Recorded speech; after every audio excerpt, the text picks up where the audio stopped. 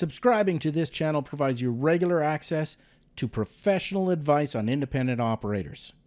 If you want to support us, like, share, and turn on that notification. Welcome to Making Your Miles Count Production, an educational program to all Canadian lease owner-operators with your host, Robert Scaper.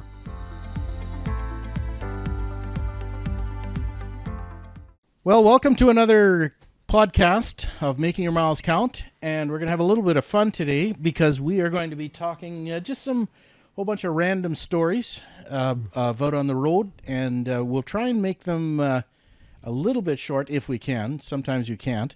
We're here again with Peter Funk and Dan Scaper, and we got a lot of experience driving. There's a lot of stories that we can tell. That some are interesting, some are funny, and some are both. So, who wants to start? We'll let Dan go first. Dan go first. Dan go first. He's the That's a oldest. lot of pressure. He's the Was oldest. Is he oldest? You have more experience. I do? Oh yeah. How many years have you been driving? You drove. 38. 38. Yeah, 32. 32. Oh, yeah, you're a newbie. Yeah. Because I drove probably. I've been driving 34 years. Yeah. Or I have been. Or I haven't in the last number of years. But anyway. Yeah, you started a few years before me. Yeah, a few years. Did I train you how to drive? No, Dad did. Yeah, me and Dad drove together. Oh yeah. Yeah. But I trained Dad how to drive. Did you? Yeah. Is that when you drove for Mystery River? I never drove for Misty. Mom and Dad drove for Misty River. Oh, that's right. Yeah, I owned it, and then I You trained owned the him. truck? I owned the truck. Oh, okay. That's how I got started into that. That's a good story to start off with. Yeah. We got into the trucking industry the way nobody should ever get into the trucking industry, no matter Just buy a what. truck and put a driver on it. Yeah, exactly. That's the biggest. That's the biggest no-no that you possibly do. Misty River isn't around anymore. We hauled boats, but got this opportunity, and for whatever reason, I said, you know what? At some point in time, I'm going to make a commitment or not make a commitment. And the day came, and I did all the research, and I said, you know what? This is not a bad idea. So at the time, I got going. And Misty, there was two trucks. There was the one that I was dealing with, and then there was another guy who had another truck on there. And the driver who was currently on there, he was friends with the owner of the other truck. And so I'm going through all of this thing, and I said, would you drive for me? Yeah, sure, I'll drive for you. Okay, all right, then we'll go. The day I bought it, the day it went through, the guy says, no, I'm not driving for you. You started driving for the other guy. Oh. And so suddenly I had a truck with no driver, and I was losing contract because the driver actually went to the other guy. And that put me behind the eight ball quite a bit. And then actually our sister's husband at the time, he had his class 1. Yeah. So I immediately hired him and went out on the road, and I took my learners, actually, just wrote the learners, and I went out team with him. So he was driving, and I just had my learners, and I drove also. So we drove team. Well, you bought a truck without even having a license. Yeah, I didn't even have my class 1. Well, that's one way to do it. That was stupid on steroids. I went out, and I probably before I actually got my license, I probably had, at that time, I'd be about 4, 5, 6 months. We did team driving. I bet you had 30, 40,000 miles of experience on learners. On learners. That was back when they didn't do a whole lot of checking. I don't know because our logbooks would not have jived. He would have had to been in this. Back then in Canada, we didn't run logbooks. Oh yeah, sure we did. Are you sure? Oh yeah, 35 years Because ago. when I started in the mid 80s, we didn't run logbooks till late 80s. Oh, well, no, I had a logbook. Okay. I remember. Oh yeah, you're a lot younger than I am. Right, you're 1 year. I'm 1 year younger. So here we are. He's supposed to be in the passenger seat while I'm driving, right? Yeah. And we're driving, and we're right. We're getting 18,000 miles in a month, obviously, unless he's sleeping in the passenger seat, and that's how we do. We ended up outperforming the other truck, not just because we were super single or team. But there's a number of other things that I did that the other guy didn't do. Like unloading boats back then was very, very, like there is a certain amount that is, you drop boats because they had these A-frames on there, and then the A-frames with a one belly strap, and then you take the boat off. And unless you had it perfectly balanced or whatever, sometimes they'd, slip off and produce damages. So what I did was I invented, so to speak, a harness system where I had a sort of a nose cone over the front of the boat, and then straps that go to the back, because you always have on a boat you always have these hooks on the back, and so it would be on a 3-point harness. Oh, nice! And it went in there, and you lift it up, 0 damages. And I did it. And you could hook and unhook, and I found what do you call it? Seatbelt. Oh yeah, clips. So you can clip and clip, put it on, and it was super fast to load and unload. And so it was because of that extra effort that when things slowed down, they let the other truck go. Mm-hmm. And so we took it over and stuff like that. But so it had nothing to do with anything other than better service. Like I certainly didn't have the miles behind me like the other guys did or so. But that was, I would never recommend anybody get into the trucking industry like that, especially today. I mean, I don't even think it would be possible today for somebody with learners to even get out on the road. I don't think you're insured. You can't drive more than your regular hours. Like together, you can only drive 11 hours. Yeah. Well, there's a whole bunch of things back, 35 years ago that we all did was like, there's no way that you can get away with that today. Those are the reasons they made laws. Yes, exactly. They didn't even have cruise control in some trucks. Oh, no. They said they'd never come up with that. Yeah. It was too dangerous for a big truck. That's what, sure. Yeah. You know what we did? Oh, yeah, pull out the throttle. Pull out the throttle. When my wife was driving, I said, okay, if we get into an accident, just before you pass out, lean forward and push the throttle in. That's the way you was. Okay, and then you can die. But you can't die until you push the throttle in. Yeah. That was, back then, some of the things that people were doing were, like... I actually drove a truck like that this year. Oh, no. Yeah. When I blew the motor on my truck, then I rented a 1982 Peterbilt. Oh, wow. And that thing had no cruise control, no power windows, nothing. Like, I don't even know what had air conditioning. We didn't need it. It was too early in the year, but man, I tell you, your ankle just gets, I know. It locks on you. Yeah. But we use the throttle a lot too. Yeah. on the flat, it works pretty good. But as soon as you get into the hills, then you got. Yeah. I like hauling boats. Great experience I had was hauling boats into Quebec, because for some odd reason everybody really liked boats. Hey, dude, nice boats. Okay, so everybody liked fishing, I guess, or something like that.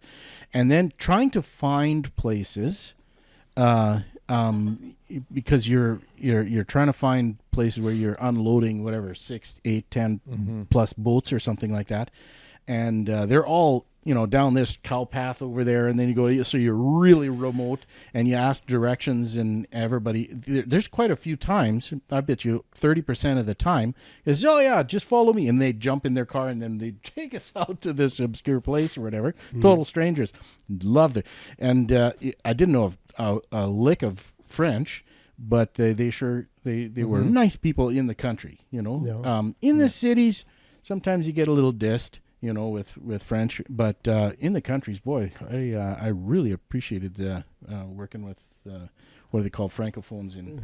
Well, back then we had a whole cubbyhole full of maps. Yeah. You had a map for every stinking town or city. Mm-hmm. Yeah, and GPS has made totally revolutionized the trucking industry. Changed everything. I remember it wasn't even that long ago when I bought my first GPS. Probably what would it be, 10, 12 years ago? I think I bought my first one. Oh, yeah. And I didn't trust it. Oh, I would still go back to my maps. And then, okay, I got to trust this thing. But for a long time, I would line it up with the map. Yeah. That brings me to a current situation. I use 2 GPSs in the truck. I have the truck routed GPS, which I like because when you punch that in, it just goes there. I also back it up with on my phone. The phone usually tells me if there's some incidents coming up that my regular GPS doesn't tell me. It just tells me the route and this is the way you go, right? On the phone, it'll say, "Oh, you've got traffic up ahead. Do you want to reroute?" Oh. Well, with a big truck, you don't reroute, but it's nice to know there's something coming up ahead. Yeah. But the other issue is once in a while that GPS or the one on my phone reroutes without telling me. Mm-hmm. Oh yeah. And I will have my big screen GPS doesn't say anything. It just shows me because I'm just watching it. But my phone, I have it so that I can hear turn left, turn right, and all of a sudden it says turn left. And I'm going, what? And that is the most annoying. And then there has been a lot of times where I've pulled off the road and pulled out my paper map. I'm going, what the heck? I can do this. It's telling me this. It's like, I got to figure this out. And then I actually have to go back to my paper map. Okay, what do they want me actually to do? Yeah. Because otherwise you're zooming and doing this. And But the phone generally is just for cars. Yeah. It won't. It'll take you the shortest way. Yep. I don't even know if I can change it on my phone. As far as I know, there's not a truck specific for the phone. We did a while back. I had the previous trip. I had gone into the settings and said no toll roads.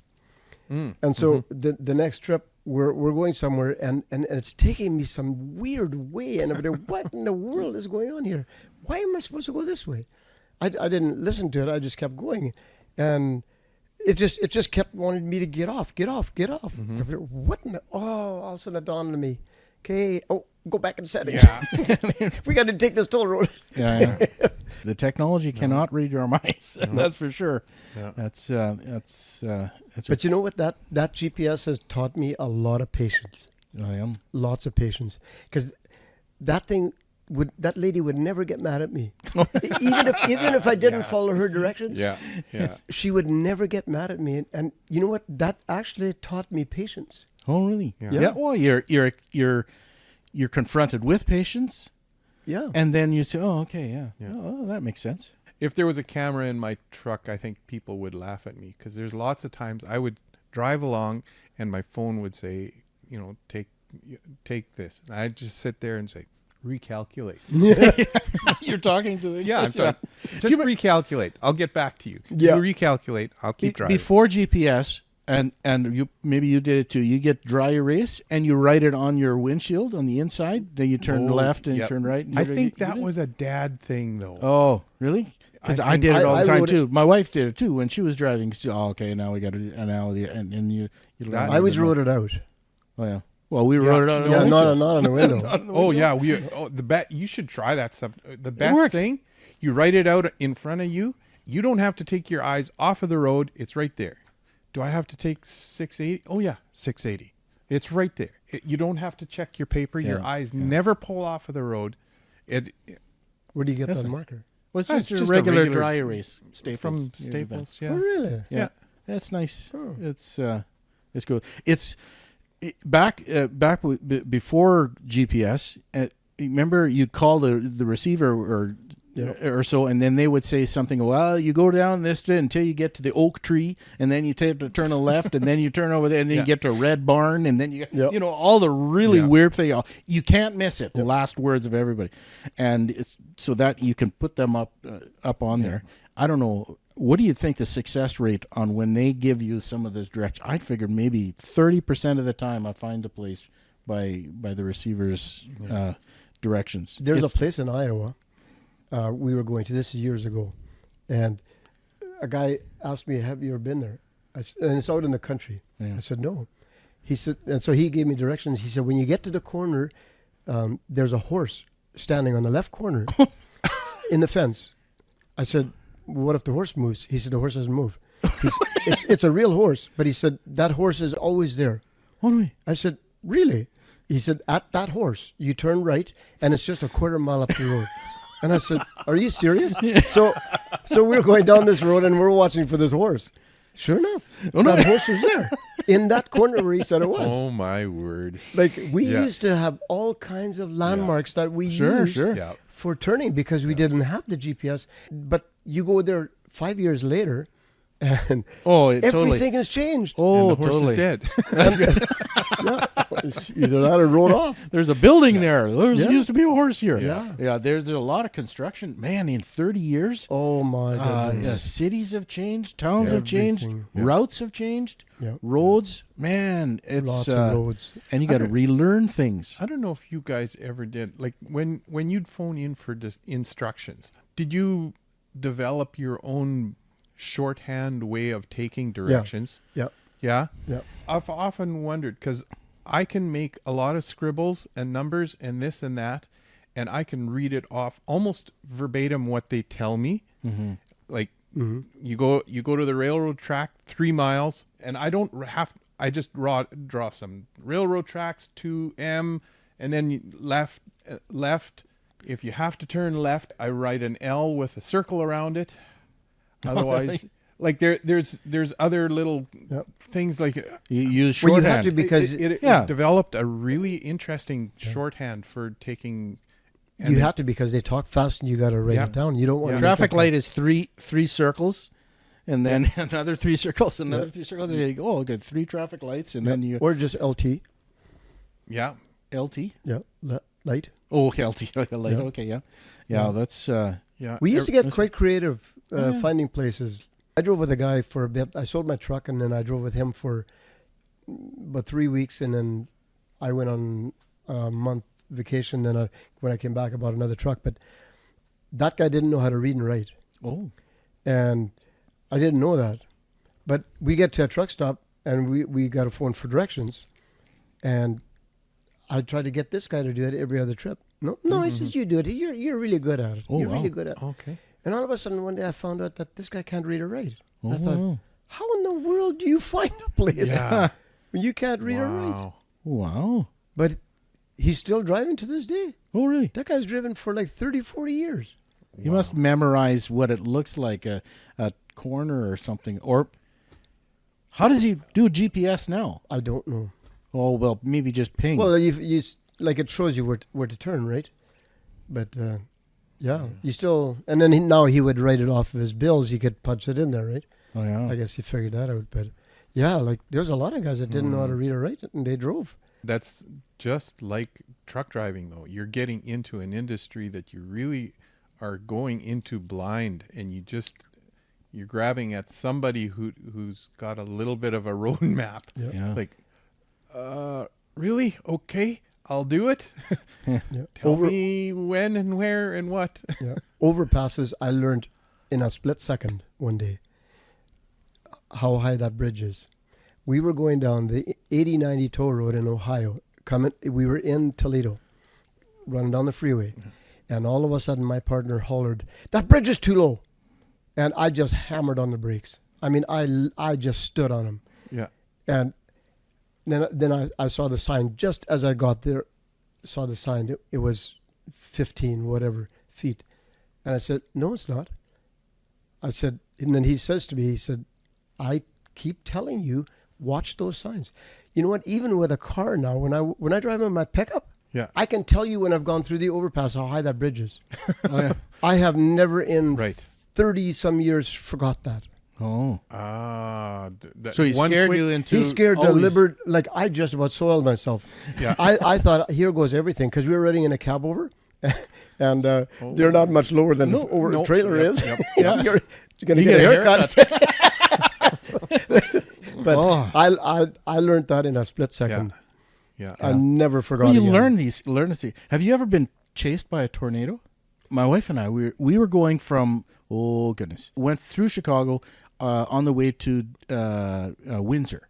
We were driving along. All of a sudden, the radio at the time says, "Oh, tornado watch," and stuff like this. And we looked out the driver's side, and you could see just black over there. But we were still a little bit south of it, and we were kind of going kind of parallel to it. And so we were going up. I think you go up towards, is it Flint? Yep. Yeah, Flint. And we get to Flint, and that's where all of it, dee on the radio, everything yeah, is it's just going bleeping. screaming, yeah. And it's been sighted here, sighted there. Couldn't see it. We were at an intersection, and it says it's been sighted there. Well, I'm looking around, can't see anything. It's all blue sky on one side and black behind us. Oh, this was during the day. Yeah, it's during the that's day. better than a night. Yeah, so we were going along. We were heading towards Windsor, and the black started slowly coming up, going faster than we are, and we're going 55. And so, I mean, we're going, okay, we're going to be overtaken by something. And you hear this beep, boop, beep, and now it's been sighted at such and such and such, and it's behind us, and it's coming closer and closer. And we're driving along, and I could see blue ahead of us. There was a guy on a motorcycle that passed us. Ooh. Oh, my goodness. We were going 55. This guy must have been going 90. He just went, zoom, and he was, and he went way out, and he was gone within 10, 12 seconds. He was gone, and he must have flying like crazy. Well, I mean, I guess self-defense. I mean, that's how you go that fast. And so we're going along. I'm looking to the side, and there's this tumbling plastic bag. I'm going 55 miles an hour, tumbling plastic bag passing me. Oh, boy. And I go, uh-oh. I roll down my window. I put my hand out, and it was totally clear. It's like it hardly, like there was no wind blowing at all as I'm going 55 miles an hour. Wow. And I'm going, uh-oh, this isn't good. So we're going along, and it's getting slowly darker, and we actually arrive. The thing chases us all the way till we get to Windsor, to the bridge. And we pull up because, I mean, it was, I guess in the evening, there was nobody on the roads. We get up to the bridge. We give her the paperwork for it. And she goes, "What are you doing here? What are you doing here?" And she's panicking at this booth, you know.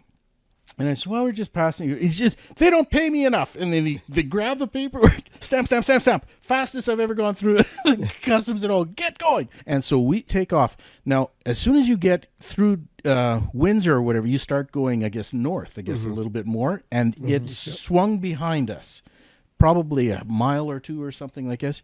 But that was the weirdest, got to be a solid hour. How long is it from Flint to Windsor? Yeah, it's just over an hour, about an hour 15. Yeah, all the way, all along there. That was freaky. Yeah, we had one in Texas this year, just east of Amarillo, and we're coming south to the west of us. It was really dark, but it was far away, but behind us looked good. And I told Kathy, I said, "That looks pretty dark over there. We're gonna have to run." And I was doing 60 mile an hour because the speed limit's 55. All of a sudden, I looked in my mirror, and it was behind us too, just as black as it had been in the west. And then we changed direction, and now I really saw it. And Kathy's phone is doing the same thing. It's just alert, tornado in the area. And so we started booking it. I phoned the customer, and I said, "Tell me exactly where I got to get off," because I said, "I'm trying to outrun the storm." He said, "You better run."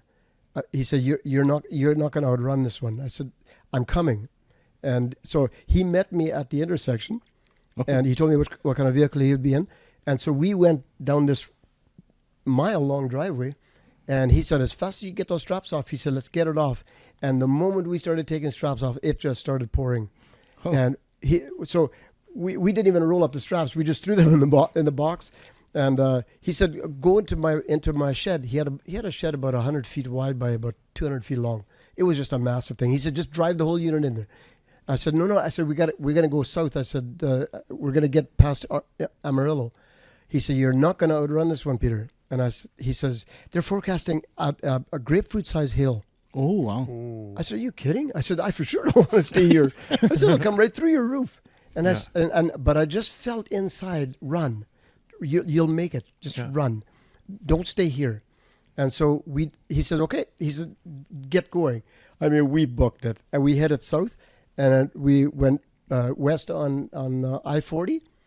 We were but from there to Amarillo was about 40 miles, and we were about 10 miles down, and we had clear sunshine. Oh, wow. And I thought, but I looked to the north, and it was just black over there. Ooh. My phone rings, and it's a phone number I didn't recognize, but I answered it. And it was the farmer where we had unloaded our stuff. Oh, yeah. And he said, how are you guys doing? I said, we're driving in sunshine. I said, it's not even raining. Oh, well. He said, are you kidding me? I said, no. He said, we're just on our way to the neighbors. He said, their whole house is demolished. Oh, wow. All their vehicles, farm equipment, everything is just, every window in their place is just shattered. Oh, wow. He said they had grapefruit-sized hail. It went right through the roof of the house. Wow. And he said rain just pouring into the place. Wow. And we just made it out of there. We just, Yeah. that's the scariest I've ever Yeah. been. That's Yeah. ever been in all the years of driving. We've had to park underneath an overpass once because of a tornado as well. And we just thought, this is too much. And we pull it in there, and then we get out of the truck. Our tail is a little bit over in our truck. It wasn't completely underneath there. And so then we booked it underneath the overpass, like right up underneath its belly or so. And we waited it out. And but some of that, it's just like unbelievable raining and hail and stuff like that. You get all sorts of different. We were by Sauk Center. This was probably maybe 2019, 18, 19. It was raining so bad, traffic was stopped on the freeway. So we stopped right under that overpass by Sauk Center. And all of a sudden, it felt like the truck was moving. And I had the brakes dynamited. Oh, The tractor and trailer. Yeah. And it is just pulling on the truck. And I thought, what in the world is going on here? It literally pulled my truck and trailer out of that overpass, from under that overpass, Oh, wow. and pushed me. It finally stopped. I stood on the brakes as hard as I could, but I had all the brakes dynamited. Yeah. But when it stopped, I was on the left shoulder, almost against the grass. Oh, wow. It sucked me right Yeah. out from underneath that overpass. Yeah. Wow. Yeah, there was cars that were turning around, and Yeah. it can Yeah. get nasty. In Canada, snowstorms. You like driving in snowstorms. I do. I've Still? driven. Yeah. Oh you know my. what? I've driven with him in a snowstorm. Scares the ever living crap out of me. Like I would not drive. Maybe I'm a wuss, but it's like you got like 7 pounds of adrenaline that hits you as soon as it's a whiteout or whatever. He'll drive and he's good and like safe and everything. I don't Me, know why. I will just sit there calm and down. I can feel the adrenaline just pumping, and this is great. Yeah. I don't know. I used to be like that, but I've lost my steam. I don't like to sit either when the road's closed, but I would rather be there in the warm truck than out on the road. No, you know what? I've really tried to analyze myself. Like, what the heck? And I guess the most recent story was last winter. I was taking a load of train wheels down to Chicago, but there was a huge storm that was going from North Dakota into Minnesota and then supposed to go into Wisconsin. And I wanted to get it on that pay period. No questions asked. Like, no, this was my this was my goal. I have a business. I supply a service. Yep. Come rain or shine. If the postal service can do it, I can do it. They don't do it. They don't. They don't do it. Yeah. So I got and I hadn't been watching how close that weather or how bad it was or whatever, because I just had this focus, right? I get to the customs and give him the paperwork. And he says, "Where are you going?" "I'm going to Chicago." "No, you're not." "What?" Thought I was. "Oh, the roads are closed." "What? Why?" Because it wasn't really. It was just a little bit at the border, right? It wasn't bad. He says, "Yeah, you're not going nowhere." I've had him before, and he's got a little bit of an attitude, even on the bright, shiny days. Yeah. So I just said, "Okay, I'll go check it out." Inside, it bit me the wrong way. For one, I can do that. For two, he's telling me what I can and can't do. Yeah. That no. Especially where in paperwork, I'll listen to him, because he knows his stuff. I'm driving. You listen to me. I ended up going through the storm. I took a few back roads around and through. It wasn't near what everybody was talking, but shoot, it was a blast. But you also know those roads too, Oh yeah. because you drove when you were doing livestock or whatever. Yeah. Those are the Oh, roads that. you- Oh, there was some bad days, nights coming home, livestock. Yeah. 29 is shut down. 75 is never shut down. No, Yeah. no. You just jump on there. Yeah. The ruts are this deep. Mm. Like you're bouncing like that all night long. You get to the border and the custom guys, how'd you get here? "Oh, down the road. Yeah, They're closed. Not that one. The other one. yeah, yeah, All right. There you go. yeah. Yeah, I think we were in that same storm last year, but we got to the border and 75 was closed then too. Yep. But somebody, a friend of mine, was in front of us about 5 hours, and he said, once you get across the border, just take the 201, Mhm. and then come back to the 200 to the 23. That's all open. Really? Yeah.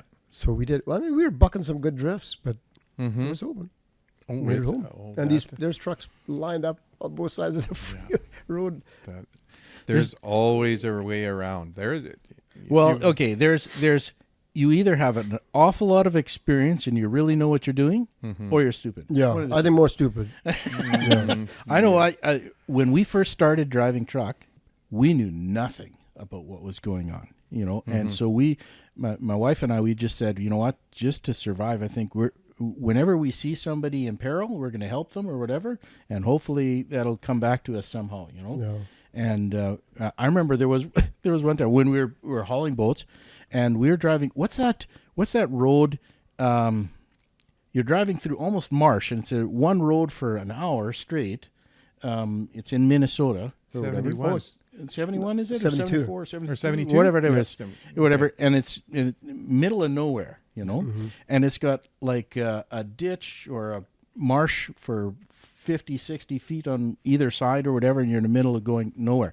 And we were driving back empty, and it was slush and snow and stuff like this, and we were going along, and way out in front I seen, there's a guy stuck on the shoulder.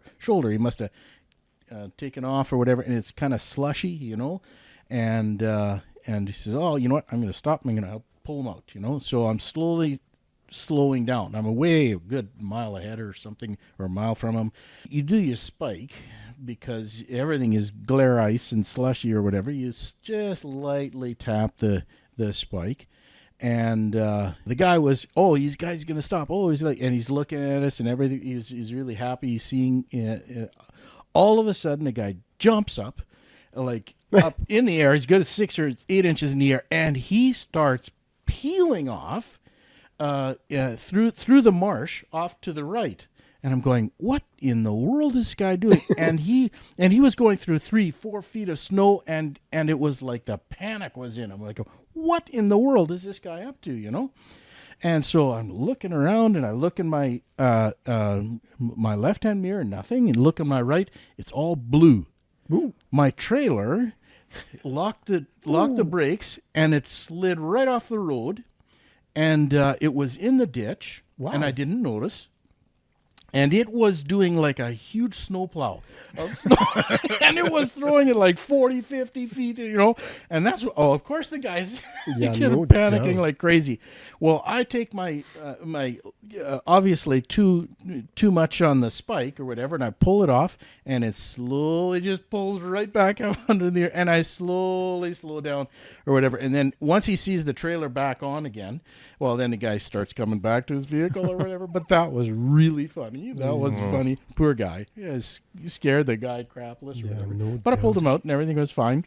But that was total inexperience. And man, but it's a boat hauling trailer. It's just A-frames or whatever, all just the lightest thing you could possibly have or whatever. You don't have a whole lot of control on there, and they're not tandem wheels. There's just That's single right, yeah, ones, single and ones, so you yeah. don't have nearly the traction or weight Yeah. or anything like that, and just pure horseshoes that we didn't end up in the side and or anything like that. But those are incidences, that's Yeah. for sure.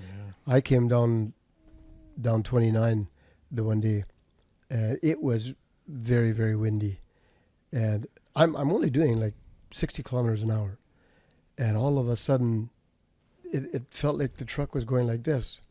And I looked in my mirror, and my trailer wheels were a foot off the ground. Oh. And I was just coming to an underpass, and I thought, oh no, here we go. She's going over. I said, Kathy, hang on. And I came to a complete stop, and the trailer was still in the air. Oh, wow. I was at a dead stop, and then it went poof. I thought, whew. Okay, there's need a rest area. And Yeah. You were obviously empty.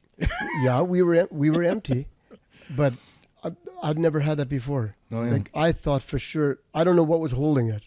One of the last winters that I drove with my wife, we came from Minneapolis going back to Winnipeg, and it in November's got to be the worst month to drive because you get rain and then it freezes. Yeah. Rain and freezes, rain and down. it's glaring, and that is just the.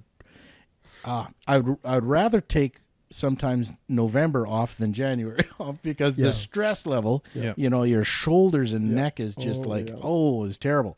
So we're coming back, and I think we had a load, and we were following a Super B that had whatever, lots of weight on. And we were both going about 30, 40 kilometers an hour or something like that. And I was just following him. All of a sudden, he puts his brakes on, and he was slowly moving to the left. Or he was slowly moving to the left. He puts his brakes on. He's slowly moving to the left. He comes slower, and I stop, or basically I stop, and he comes to a stop. And then he keeps on going left. He was sliding down ever slow, did like the slow Freezing rain. Yeah, freezing rain. And he just went completely sideways all the way until he got to the grass. Got to the grass, and that stopped or whatever. There was no traction anywhere. And he was on a Super B with all these like full weight. I don't know whether it was coils or whatever he was That hauling. don't matter. Weight don't matter. Not with freezing rain. Once you get into that, boy, I tell you. And that was obviously before any gravel was, or stone or salt or whatever that they put into it. But there's some really dangerous. And sometimes we drive, and we think it's okay, and then there was one time we got to a truck stop. We pulled in. We said, whatever, and everybody's thinking it's icy. Wow, we didn't notice anything. We get into the truck stop. We come out. We get out of the truck. My feet got onto the pavement, and also zero traction. I just I fell full on my hands and feet, and I slid all the way down, probably about 30 feet to the grate. Where the water goes down or whatever. I had zero traction. I said, I think we're going to park here for the night. Yeah. I was just like, what the? And like it was like it's amazing sometimes the tire. You actually have traction when realistically you shouldn't. We came out of Toronto one day and it was raining.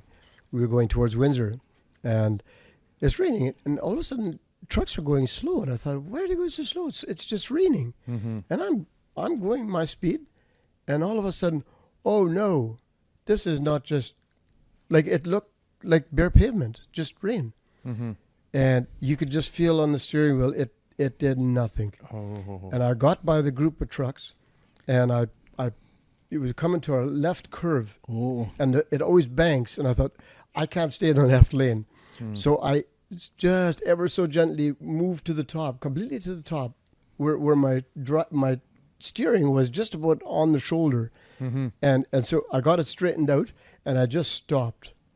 And I thought, oh, this is just ice. And all of a sudden, it went like this. And I looked at my mirror, and my trailer is going... No. And all of us It went down all. she went, pulled the truck with it, and we're sitting on the left shoulder. And Well, same like that Super B story. same thing. Oh my goodness. So I'm stopped there, and I think, okay, now what? And I was still running company truck at the time, and Bob Wozop was with me, and all of a sudden Bob is from the passenger seat. He is right beside me. And I thought, what are you doing? And as I looked, I saw my mirror, and a guy was coming sideways down the 401. Oh, Tractor and trailer, completely sideways. oh my God. He is sliding by. And I said, Bob, hang on.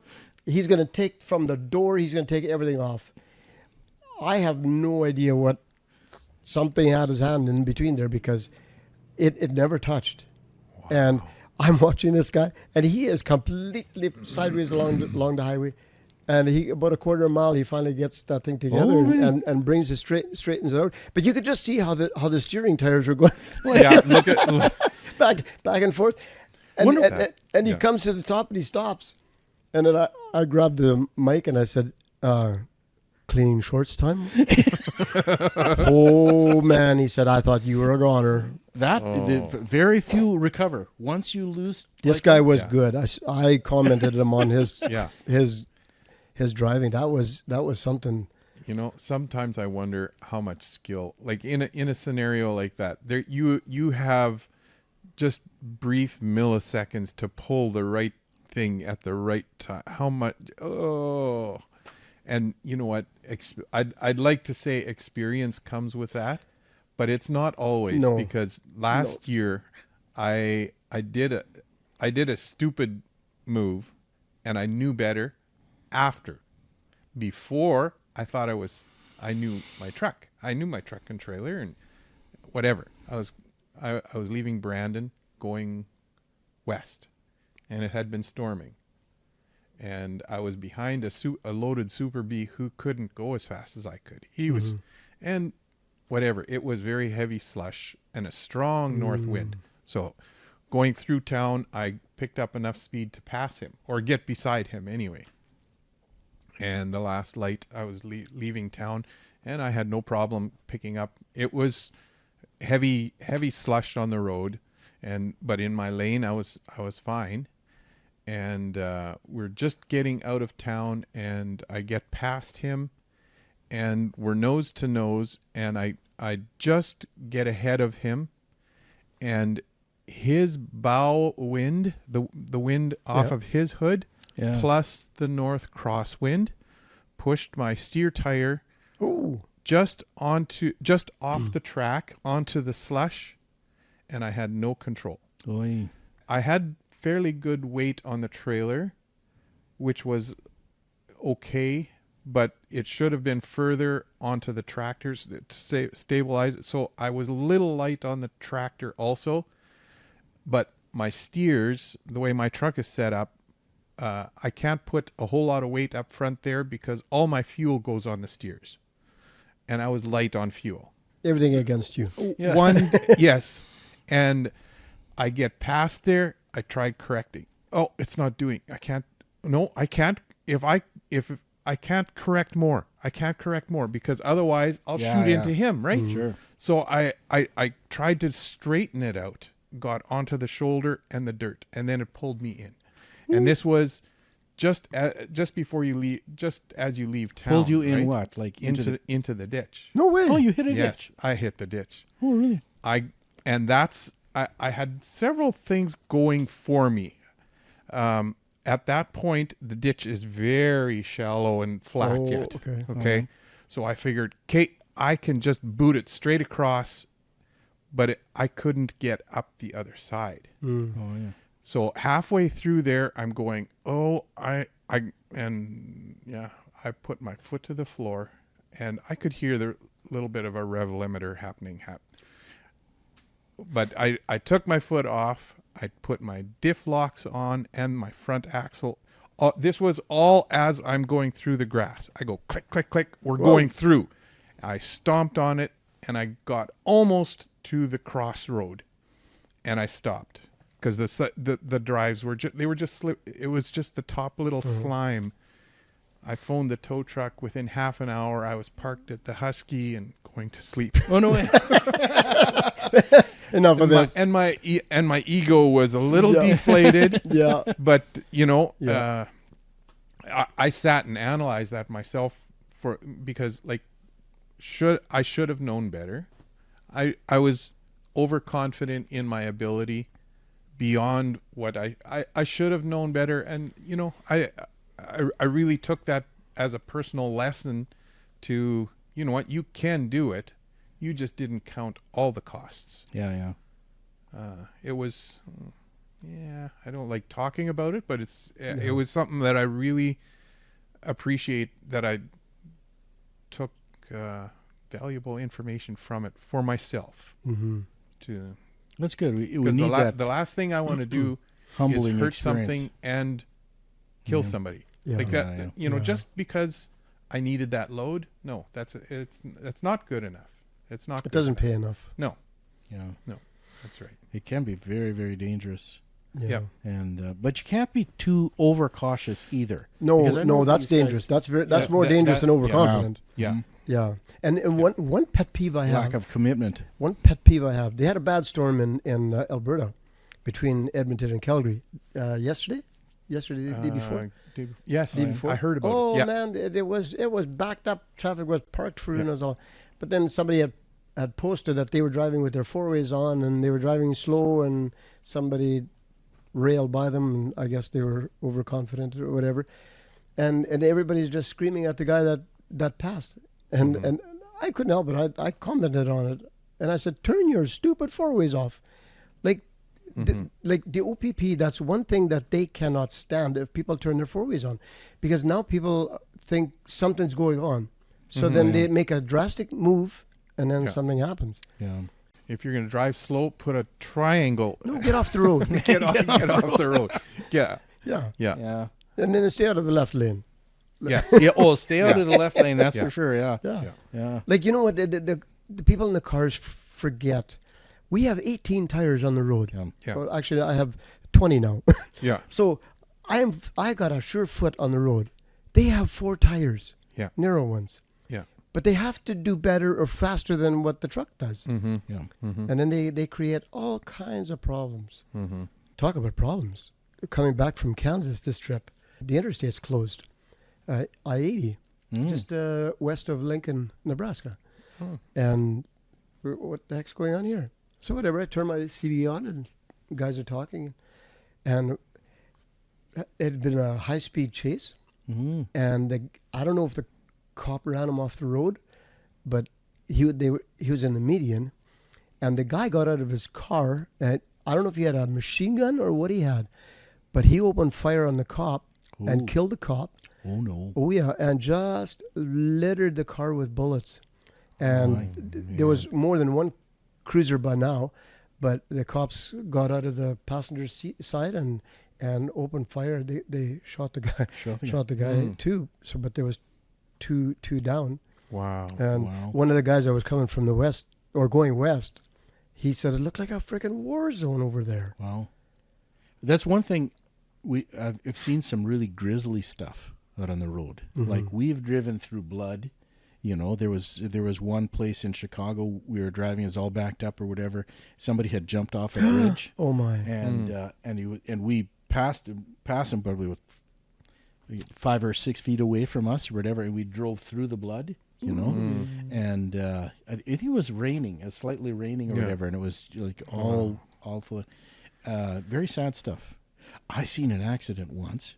First of all, we were driving along. It was a double lane, and so the lane on the far left or whatever, all of a sudden you seen a car pulled over on the shoulder, and the windshield was completely all smashed in. And I said, well, obviously the guy can't drive like this, or I wonder what happened. Right, he's in the middle of nowhere, and probably about a half a mile behind him, and so I'm approaching it, was a highway tractor parked on the shoulder. And I'm looking at what's this highway tractor. All of a sudden, between the truck and the car, which was now slightly behind me, there was a body lying on there. And I thought, oh my word. The truck driver was checking his tires or his load or whatever, and this guy didn't see him and just schmucked him. And he must have flown 30 or 40 feet or whatever, and the way it was lying there, obviously it broke so many bones. It was just twisted and it was really sad. Like, oh my goodness, a truck driver, and somebody wasn't watching. And I guess. Or I guess that's one of my pet peeves is when you see something And I guess the laws are getting in that direction. If there's four ways or some sort of flashers, give a lane over. Yeah. When you've got tow trucks and police and whoever working on the side, possibly ambulance, who knows, right? And you go by 60 miles an hour, Yeah. you know, you're 14, 18 inches away, Yeah. 2 feet if you're a conscientious regular driver. You know, the first thing I ask is, would you want somebody to do that Yeah. to your granddaughter or your daughter? Yeah. Like your son, they're having an emergency on the side of the road, and you want somebody to drive 60 miles an hour past you at 24 inches. Yeah. Like, you wouldn't do that to your own kid. Why are you doing that to somebody else? But one thing I can't understand, you see it so often where trucks will pull over on the shoulder on an interstate Yeah. and tighten their straps. Yeah. Why do you not drive to the next overpass and get off the road? Yeah. Exactly. Yeah. But we're seeing it more and more Yeah, it all is. the Yeah. time. Yeah. Yeah. Like there was an overpass just a quarter mile back. Yeah. Why did you stop? Why did you not go in the off Exactly. ramp? Yeah. Yeah. Yeah. We get into all different situations. The longer you're out there, just probability you're going to see something that's grisly, or you're going to experience something that's grisly. Well, speaking of exactly that, there's a guy at the company I work for. He had a really misfortune, let's call it that. He was heading south. He was on his way. I don't know where he was going, but between Drayton and Grand Forks somewhere.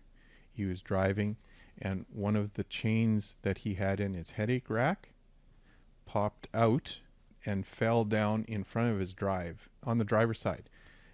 The chain fell down, hit the ground, went into his tire, tore the hook off of the headache rack, and started wrapping around his tire. Oh no! And it pulled his fender off, and it also wrapped part of his toolbox. And the toolbox got wedged up against his tire, and that set of tires just locked up almost instantly. Sure. And he just pulled over to the side. I heard about it, and I pulled in front of him and asked him whether he needed some help. And he was just about getting it. He was actually very ingenious. Because he had to move that toolbox so he could free up his drive tire. Yeah. And he had wrapped one of his straps around his steer tire, and the other end around the toolbox. And as he was backing up, Oh, no kidding! it tore the torque of the tire pulled the toolbox forward. Oh my word! And I'm going, wow, That's great. okay, I You just thought that learned one through. something, but No it was it was one of those freak things, like just Yeah. it just happened to bounce out, do all this, and then, oh, okay, well, he wasn't stuck. But that was something else. When we first started, this was, goodness sakes, this is 30 years ago, 35 years ago, when we were driving. We were going west through, it was somewhere between Montreal and,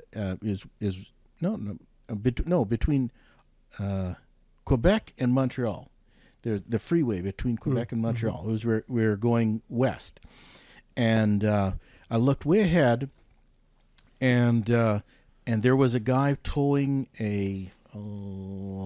some sort of a farm implement thing, you know. I looked at it. I don't know why I focused on it, but it kind of looked unusual, and it got more and more unusual. And suddenly he started swaying, you know. And these things went back and forth, and I go, uh-oh. So I started slowing down a little bit, and he got totally out of control. And the farm implement machinery itself started tearing apart. Wow! And it jumped up in the air, and it bashed the axle, and the axle just came right off of the thing. And one of the tires, which still had the hub on it, I guess that somehow or other it came out off of the implement, and it started bouncing backwards towards the rest of the traveling vehicles.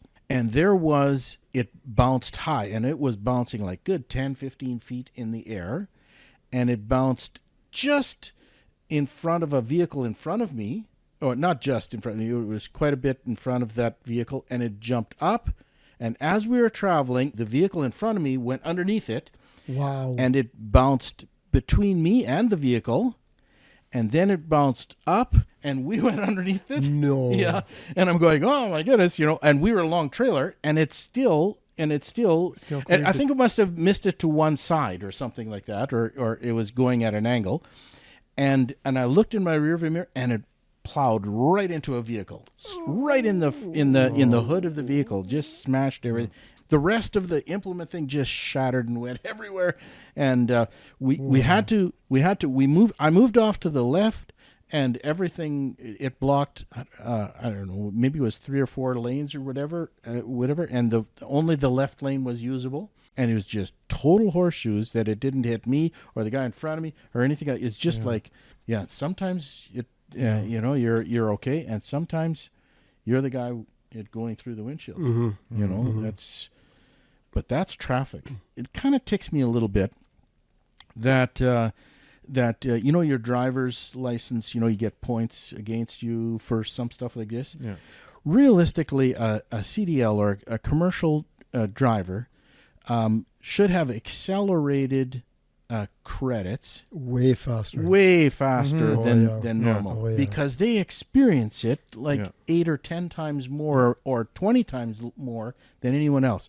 Just the sheer raw experience, you have almost no chance of something not happening to you, and because just there's too many things out there that happens. All these years, I've never had an accident. I've been in the ditch once. That was my own stupidity, but never had an accident. And I am just so grateful for that. I'm trying to think if I had an accident not with the highway tractor. No, with a car I have years ago, but not with. I had a bad one. As a 4-wheeler, I suck. I mean, I'm irresponsible as a 4-wheeler, but driving truck, I'm okay. Here's a goofy story. And I think in 2020, we were going camping in West Talk with our kids, and my son-in-law had got somebody else to bring his camper to West Talk and just put it in the parking lot. And so he asked me if I would bring it to a spot because we were right across the road from each other. So I'll go park mine and then I'll just go get yours. And so the way the guy had dropped his trailer, it was crooked. And so when I backed underneath it, it was a fifth wheel too.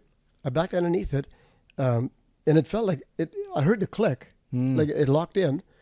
And so I got out and I looked, and there was about this much of a gap between the fifth wheel and the trailer, and it was locked like that. And I thought, I'm not moving it like that. So it took me a bit to get that fifth wheel unlocked, but I managed to get it unlocked, and I pulled out. I straightened it by hand so that the fifth wheel was sitting straight, and then I gently backed underneath it, and it did the same thing. I thought, okay, I'm not moving that trailer because if that thing comes off, we got all kinds of problems. Yeah. So I get out, I jump in the box because I couldn't get it unlocked.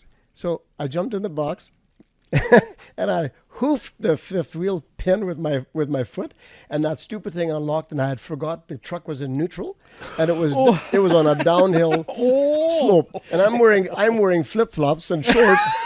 And that should be on YouTube somewhere. That truck immediately took off, and I jumped out of the box to stop it, and I lost footing because of the gravel. And I fell down and I scraped my knees, and I got up and I ran, and I just about had it, and I wiped out again. Just let it go, and that thing just straight into the bush, straight into a tree. And it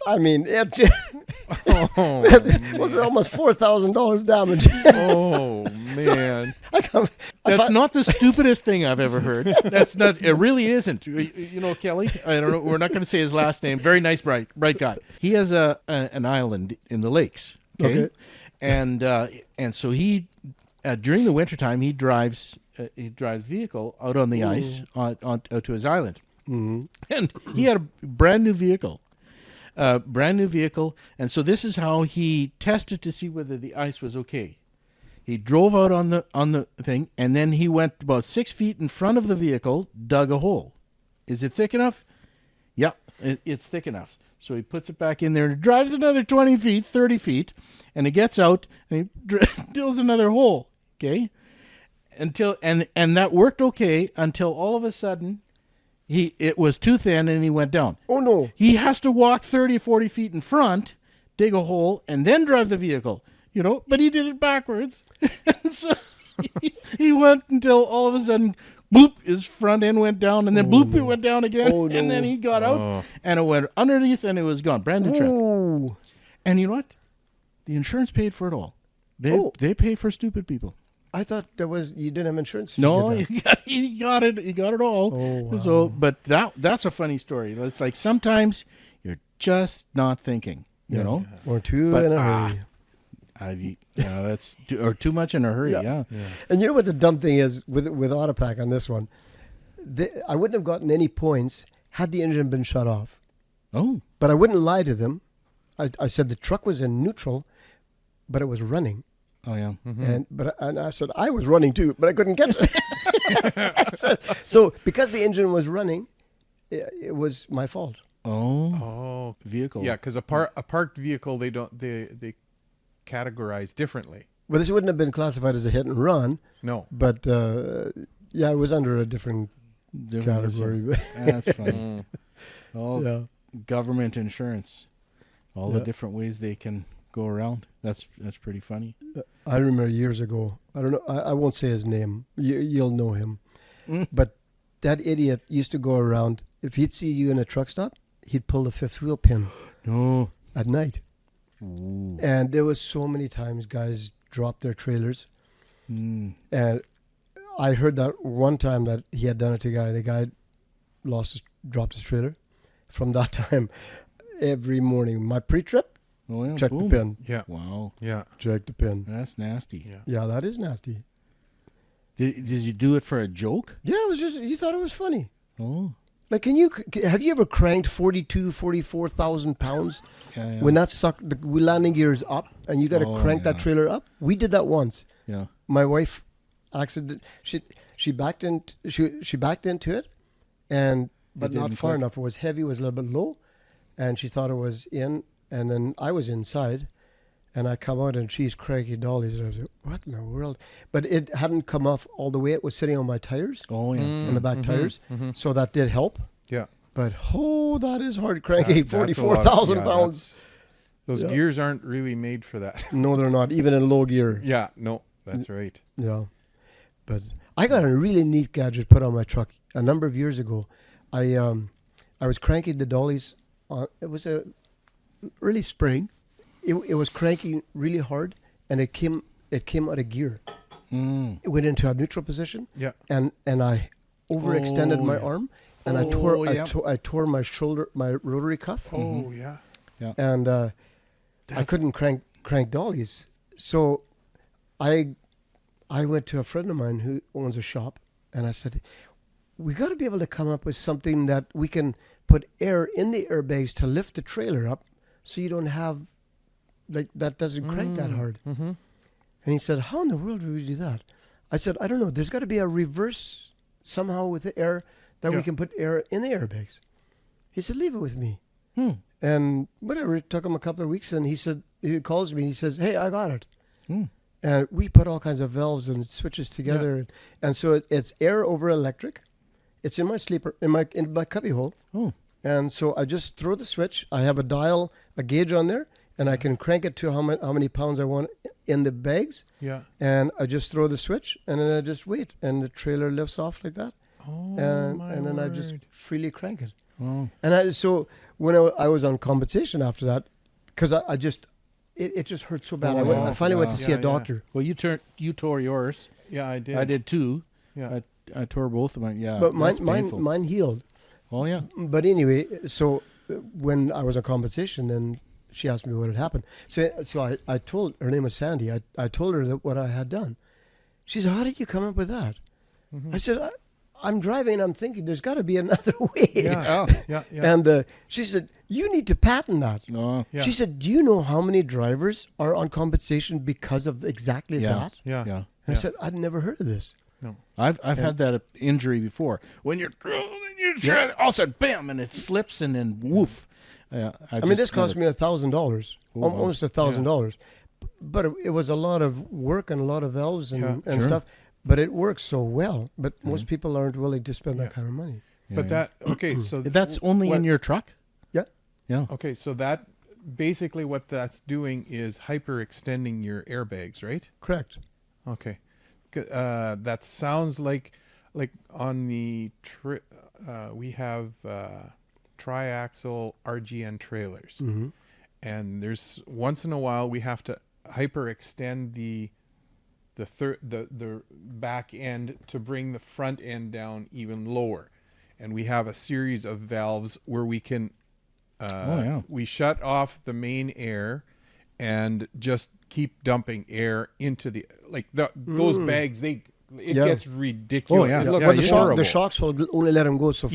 Yes. Yeah. You can't over. So you overextend. can, that kind of system would work on a Yeah. highway tractor too. Yeah. And, Sure. and that would be nice to have, because there's a lot of trucks that have low profile tires and then tall tires. Yep. I crawl under Yeah. I'm 3 inches short. Like, what Yeah. the heck? Bring it up back in, and then you can, Yep. because otherwise you've got to bring it down to my level. That can be a pain too, especially if it's loaded and they've torqued if they haven't dropped the airbags on the trailer, then all that torque is on your See, for me, I always dollies. pull the same trailer now, so I don't use it. Right. Yeah. But Yeah. if you're always switching trailers, Yeah. it's just, and exactly what you said, different sizes of tires. Oh, Yeah. yeah. Like, Varies your but it's nice, like especially with a heavy load, and you go underneath there and you're already compressed completely. Yeah. I mean, the airbags do fill up, but then I just throw the switch and do my walk around, check the lights, Yeah. and by that time it's off the ground and Yeah. crank it. Mhm. Here we go. Yeah. Why work harder when you can work smarter? Yeah. Yeah. That's it. I used to own a software company that this was 20 years ago, something like that, and 25 years ago, that had that work smarter, not harder. That was the thing. That was the first time I ever heard that phrase. Probably it was before that or whatever. But since I sold the company, and but since then everybody uses that Yeah. that phrase. I've seen banks use it, seen all sorts of things use it. It's a work harder, not smarter. No, work smarter, not harder. Yeah. That's what, Yeah. But no, that's learning the tricks of the trade. That's that's one of the things that I like to do here is just dump all of our experience and like, because the new guys that are coming in, there's so much to learn. It takes decades, just decades to learn this stuff. Like, man, I tell you, how did you get into the industry? Were you ever mentored? No. No? No. Were you mentored? By you, that's about it. I got into it, and I've always wanted to drive a truck ever since I was 8 years old. I am. I would stand at the end of the back lane by 7-Eleven and watch the trucks roll out and just wonder where they're going. I'd like to go for a ride. One day I'm going to do that. And just after we were married about a little over a year, the first year was just hell. It was rough. I was untamable. My wife was very tame, and so anyway, a guy couple of houses down from our place, he says to me one day, he said, "Why don't you get your license and come drive with me?" And I said, "I'm too stupid for that too." He said, "No, you're not." And so I did. And my father-in-law was so mad at me. He was so angry because he always wanted to drive a truck and Mom wouldn't let him. And now I was going to go drive truck. Oh man, he pulled me up short one day. And then I had driven about six weeks, maybe a little longer. And then he pulled me aside by myself and he said, "You know what? You driving truck is actually a very good thing." I said, "What changed your mind?" He said, "You're different." He said, "You're tamer. Like you're not." Well, what happened? First of all, I drank a lot. Oh, really? Before I drove, I drank. I would, if we get into a fight, I'd pick up a case of beer and drink the whole case before I come home. And but when I started driving, we were on forced dispatch, so you couldn't get drunk Oh yeah. because you Right. could be called upon at any time. Yeah. So I quit drinking. Yeah. But that's how I got into it. Oh, yeah. And It's something about the road, even for my wife and I, we both love driving, you know, and like I've told the story that on almost a whim, we just jumped into our vehicles and took off and went to Prince Edward Island. best vacations. It's just like Pick up a coffee and go. yeah, and we were Yeah. there for like half a day, and that's about it. Let's go back. No, we never stayed there very long at all. It looks like a nice community, but you got to know people in order for it to be a nice community. We didn't know anybody there, so but there's not a. We went to Anne of Green Gables and looked at the nice like red dirt, and that's about it. We went over the bridge. And that was we went one way, and then well, I guess we'll go back. And so we went back over the bridge. It's a nice drive, but just a wonderful place to look at for for however long it takes you to look at Anne of Green Gables site there or whatever. Yeah. But that's it. And we just turned around and came right back. We just love driving. It's I don't know. Maybe I'm a little ADD, or maybe we all are. I think. I think men are. I don't know. All my kids is hereditary. But when you're driving, and you see your scenery is passing by, there's something calming about that. Yeah. Something that we're getting something done. For me, when I was driving, and you hit your 55, 60 miles an hour, and once you're there. There's really not more you can do from a productivity perspective. Sleep You're on management, that's about it. It's it. You're maximizing everything. Okay, now you can actually relax. Yeah. But when I'm off the truck, that's when my wife and I had the most amount of difficulties. Well, what are you going to do? I don't know. What do you want? I'll go do this. Well, I don't want to do. And it's like we got along pretty good when we were on the truck, but when we were off, then you got too many things going through your mind. It was, there's something about the traveling that's very, very calming. I've talked to a lot of truck drivers in the last 25 years, and I got doctors and lawyers and all sorts of things, driving truck. And there was a doctor I talked to, like a medical doctor, surgeon, and he got out of the medical industry to drive truck because it's just way too much pressure and stress and everything like that. But it's the traveling that calms him down, which is true. That's one factor in the industry that is it really draws a lot of people into it. I am so grateful for the road. I dealt with all my past. I come from a horrendous past. And I dealt with all of that on the road by myself. Just me and God. And I'm just so grateful. I would tell my wife what happened, some of the stuff that I was dealing with on the road. And she would tell the kids, hey, when Dad gets home, just pray for him.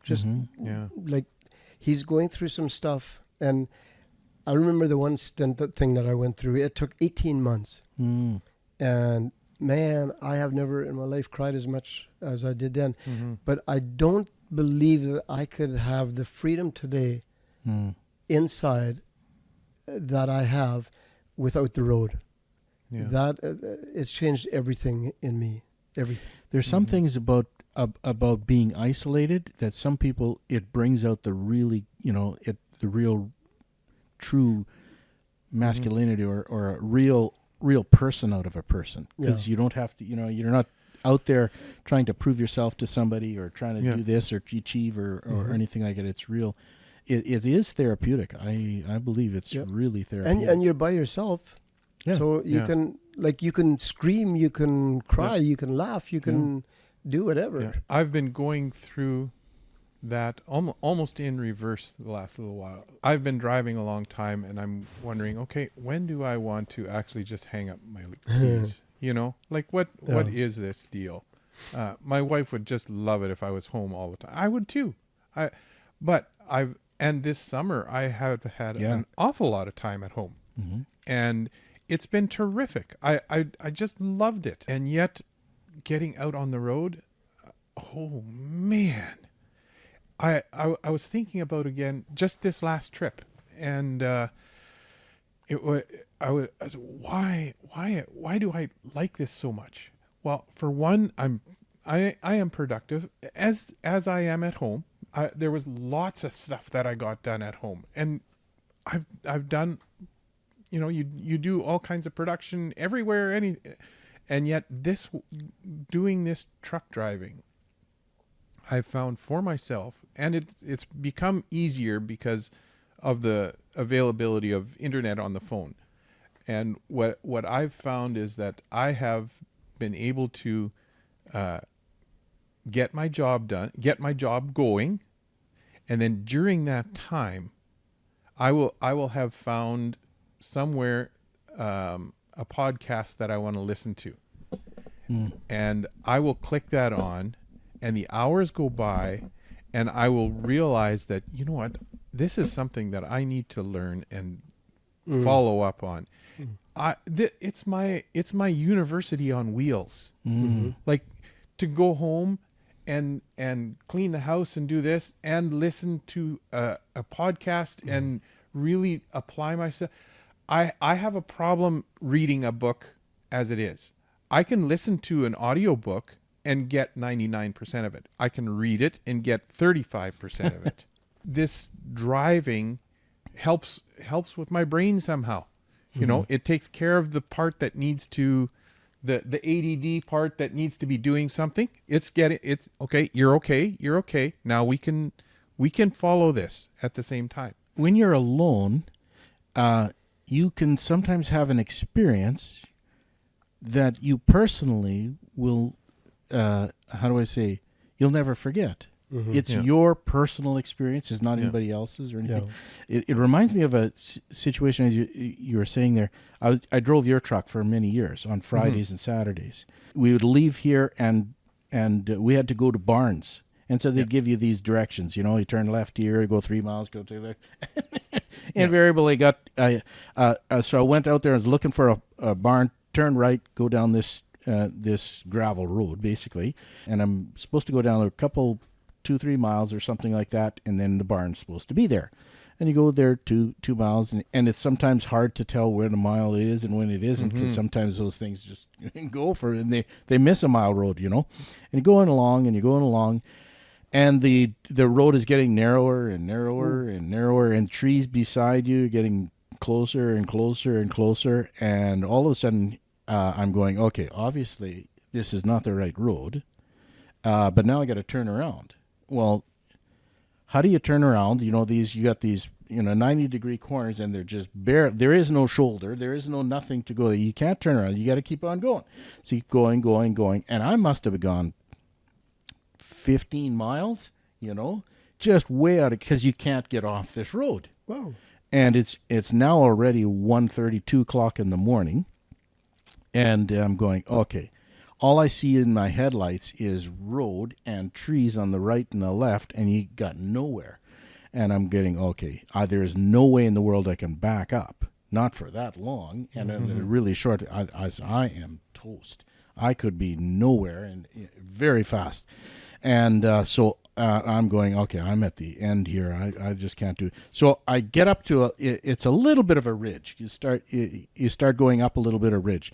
So I go up at the ridge, and I stop, and I pull the air, and my headlights are, up in the sky kind of a little bit, and I'm going, okay, I don't know if anybody believes in prayer or whatever, but I pray, and I said, God, I am stuck like you wouldn't believe. I said, I got to get out of here, and it's in the middle of the night. I have no idea even where I am anymore.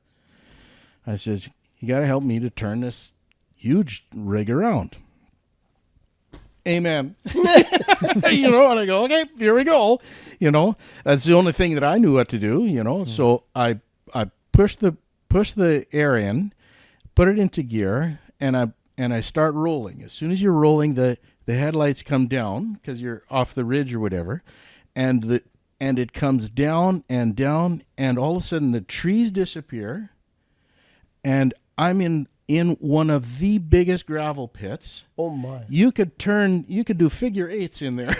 to turn around. And I go, what in the world is this? You know, I pull ahead, like, I must have pulled ahead only 4 or 5 feet. Yeah. And it was, so in a situation, how in the world do you analyze that? And you say, what's the probability of me stopping at this ridge and just then, 4 feet from being, free Yeah. to the, how do you how do you answer that? How do you figure that out?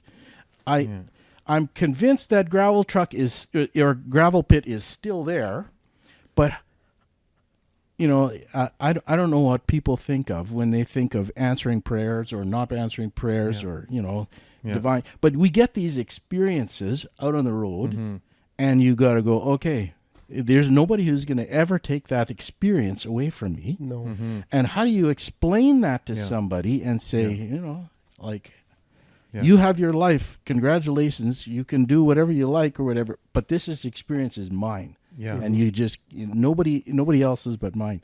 I suppose you can get it in other industries, but for sure trucking has if you're driving by yourself, you have that one experience and nobody else can take it away from you. So that was with my truck, eh? That was, that was with your truck. If my truck could actually tell all those stories. Yeah. You know what? I was going to ask you, you've been driving a long time. Have you got any idea roughly since you started, how many miles have you driven? It's close to 4 million now. Oh, wow. No, you've done more than that.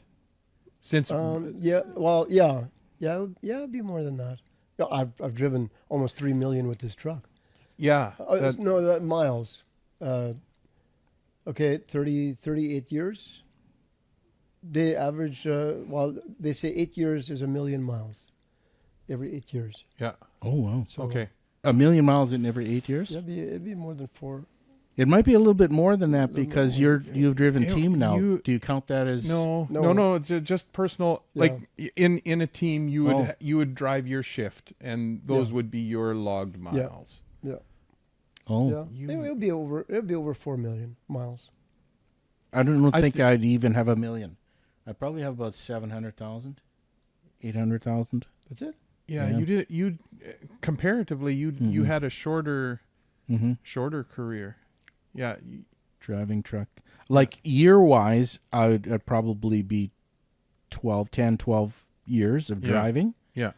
But a lot of that, I only drove Fridays and Saturdays. Yes. A Yeah. good 5 or 6 See, years like that. If I look at my truck, the one I have right now, it has about the last I did an accurate calculation was about last year, and it was about 3.2 million miles on the truck. Whoa.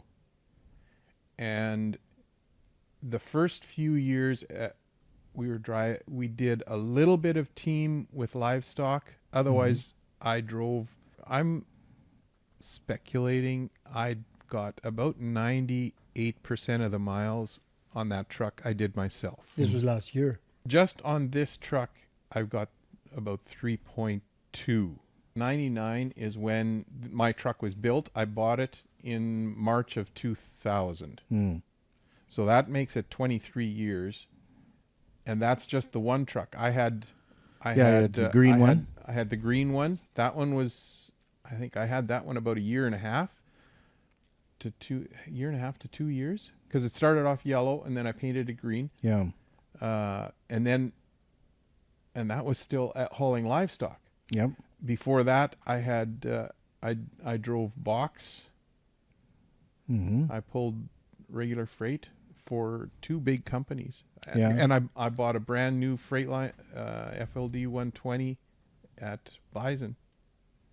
And I drove that for how many years? And then I sold it to that guy. There's a guy that worked. He was one of your clients. I actually sold it to him. You bought a brand new FLD? Yes, 120? that gold one. It was or bison color anyway. Oh. It was. I thought I had. Man, I too thought many I years. had arrived. Too many years. The biggest change in the trucking industry came in 2000, 2001. That recession cleared out a whole bunch of really good qualified owner-operators. Because the entire industry, I wouldn't say, I like to use the word abandoned the operator industry. Not all of them, of course. Some of them survived, but prior to 2001, the entire freight industry didn't have any fuel surcharges to shippers, receivers, and nor did they have any fuel subsidy to lease owner operators. And so when the fuel started taking off, trucking companies were struggling, and the first people that didn't get compensated for was the operators. Yeah. And there were trucks in farmers' fields coast to coast, thousands of trucks. Yeah. And even two chartered banks in Canada made public announcements, at least as was told. Actually, I read one and I heard it from another. Two banks stated that they will not borrow money to anybody directly or indirectly related to the trucking industry. Just wham, they closed they publicly said it. The other credit union ones did the same thing. What's that? The credit union did the same thing. Yeah, they just said absolutely nothing. They weren't going to be exposed to it at all. And that was tough. And some guys who had been in the industry for years, really good, qualified guys, they just could not make the ends This was in meet. 2000? It was 2000, 2001. I bought my first truck in 93.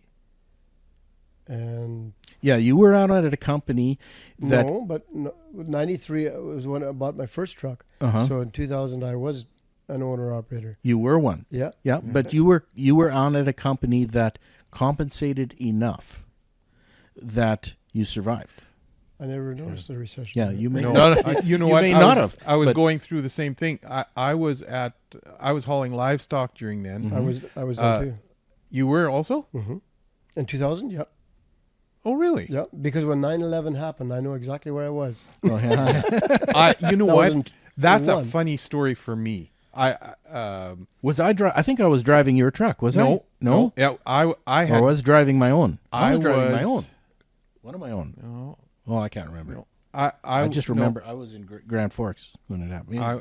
I had just the night before I had dropped off a load of pigs. It must have been weanlings in Iowa, and I was coming back home back roads because my logbook didn't look the way it should. Really? Yeah. Oh, It man. I just- thought livestock drivers all ran Yeah, legal no. log. We're all You're so full of easy shit. It's not just our trailers that are full of shit. But this is a public. Yeah, so, okay. Okay. We can bleep that out. anyways, Yeah. Oh, it's a Anyways, podcast. We don't have to. I was coming home, and I was listening to. I had XM radio, and I was listening to stories and all sorts, and I hadn't paid attention that I had turned it to the news.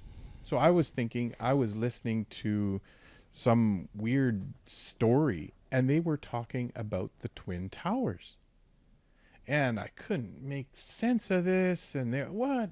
And I was driving, so I wasn't totally paying attention.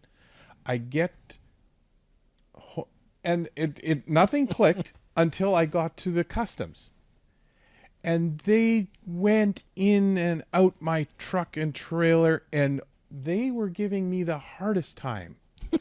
And this was at Tolstoy. Oh, where Well, we middle cross, of nowhere. where we cross all the time, and they know us by name.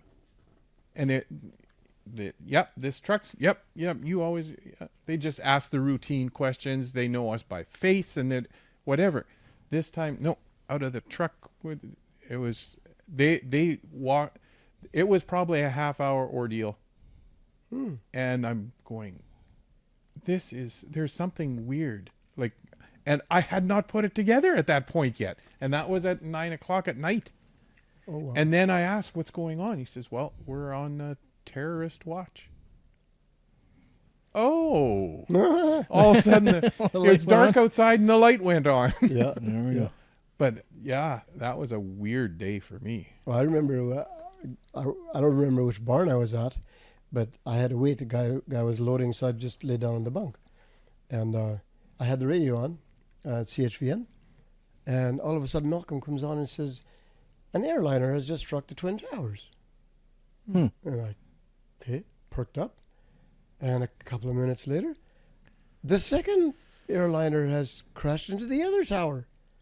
And now I'm sitting in the bunk. Okay, are we at war? And now one has crashed into the Pentagon and one in Pennsylvania. Okay. Uh-oh. Are these getting shot down or what the heck's going on here? Yeah. And I thought, when he said the second one hit the towers, I thought, Malcolm, okay, that's a bad joke. Yes. Like this. Yeah. Well, This can't be happening. And Yeah. but everybody knows where they were. Yeah. Yeah. 9/11. Yeah. Yeah. Most everybody. Yeah. I think the reason it didn't click in for me was because I remember hearing on the XM radio. I remember hearing the story about that bad joke that the one radio station did about aliens. Oh yeah. And they caused that huge, Yeah. what was it, in California somewhere? Yeah. It was the lawsuits and all sorts of people killing themselves and all Yeah, sorts of and- stuff. Yeah. And yeah, just yeah. fleeing, and it made quite Now they're Quite talking the about deal. UFOs again. Yeah. I think the world has way too much time on their hands. yeah. There's way too much thinking and splicing Videos. words.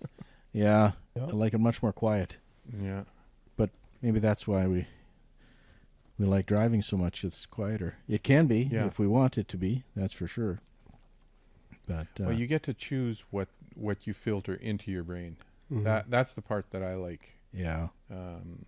We realized a number of years ago already, be careful what you think about too much, Yeah. Mm-hmm. because what you think about is what's going to happen. Yeah. Yeah. And the other day, I don't know why, the last 6 months, I've been watching Peterbilts again. And I just see, like, especially if they're a little nicer, Mm-hmm. and I always comment on them. And the other day, my wife says, "You better be careful. Mm-hmm. Well, one of these days you're gonna have a Peterbilt sitting in your shop." Mm. I said, "No." I said, she says, "You be careful." Yeah. Yeah. Well, I know a week back, I guess, at the shop, the guy, the company that I work for, they have a couple really nice, cleaned up, decked out company trucks. And the mechanic had just finished doing some. He asked, "Would you move it over and just park it in just back it out to this bay and park it in the next bay?" I said, "I don't know if I know how to drive one of these." It's a nice, beautiful, teal-colored Peterbilt. And where's the? I had to actually look for where a key was, because it's totally different than mine, right? Yeah. And I started up. And I look at the mechanic. Is the motor running? Because mine's in 99. Like you can hear the motor running. Yeah. And this thing just put it into gear, quiet. Oh, Yeah.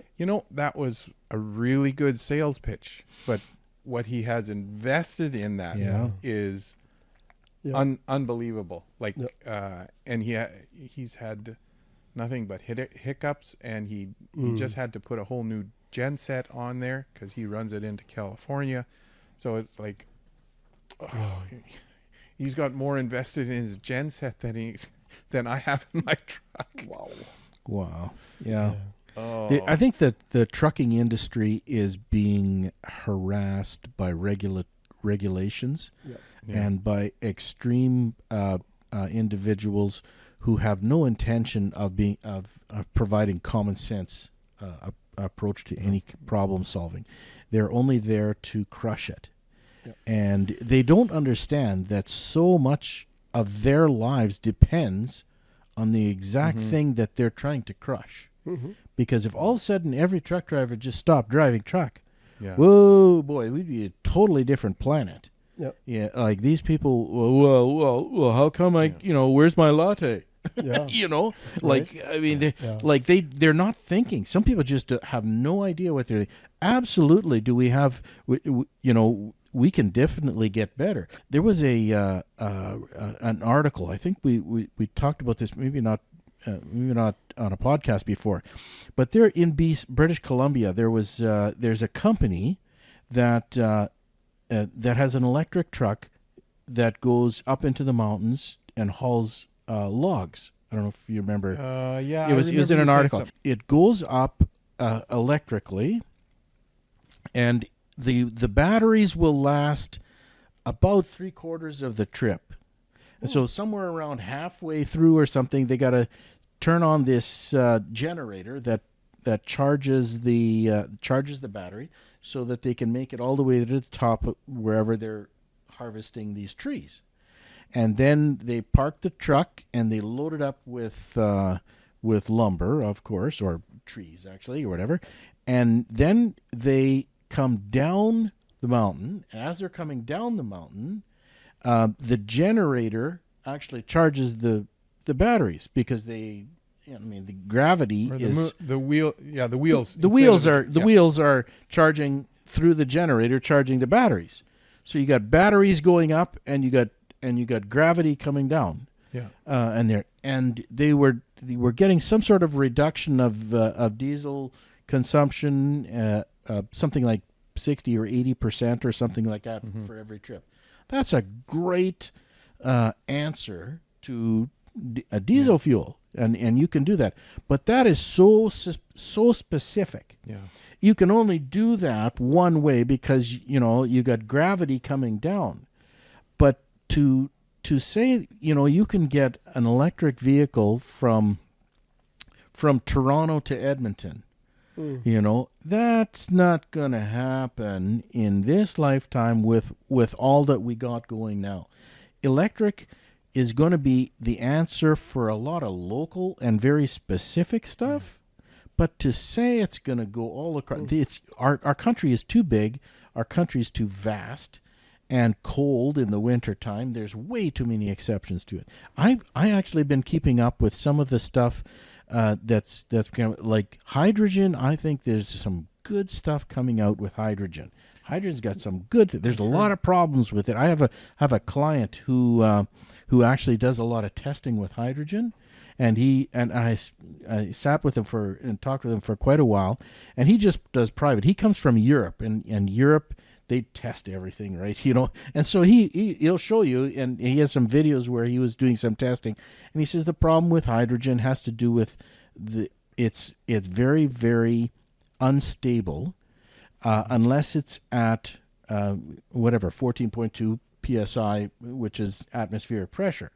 As soon as you get into a higher elevation, your PSI changes, and then your spark changes, like the ignition point changes. Oh, boy. And it's not just that, it's also if you're driving along and you got a storm coming in, and it's a higher barometric pressure, and that changes it, and now your ignition will change just because your barometric pressure in your environment changes.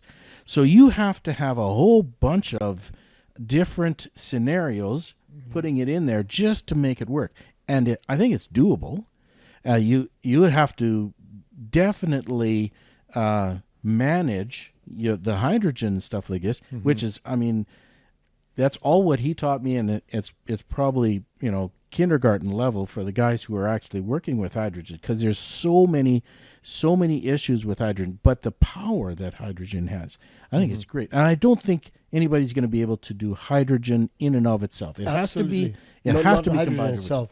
I Yeah. talked to a guy in Ohio one day. He was running a long hood Peterbilt, hauling steel from Pittsburgh to Indiana. And he had a hydrogen system on his truck.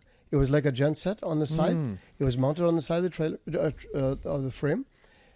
And I had a long talk with him, and he explained this whole thing to me. And somehow they had injected that straight into the injector or the cylinders.